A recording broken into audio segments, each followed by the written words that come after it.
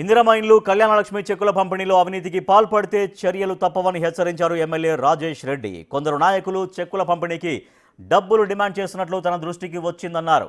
బిషపల్లి మండలంలో లబ్ధిదారుల వద్ద డబ్బులు తీసుకున్న వ్యక్తిపై స్వయంగా తానే ఎస్ఐతో మాట్లాడి ఎఫ్ఐఆర్ ఫైల్ చేయించానన్నారు.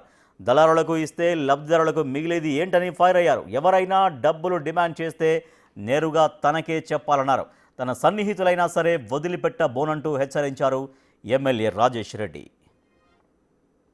పదే పదే చెప్తా ఉన్నా, నాయకులకు కానీ గ్రామస్తులకు కానీ ఎవరైనా కూడా ఇందిరమ్మ కళ్యాణ లక్ష్మి, షాదీ ముబారక్, ఇందిరమ్మ ఇల్లు ఇటువంటివి కొంతమంది దాన్ని దందాలుగా పెట్టుకొని వసూలు చేస్తున్నారని తెలుస్తున్నది.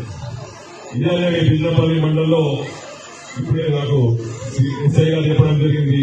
ఒకటి అటువంటి చేసిన పనికి ఆల్రెడీ ఎఫ్ఐఆర్ ఫైల్ అయింది. కాబట్టి మీరు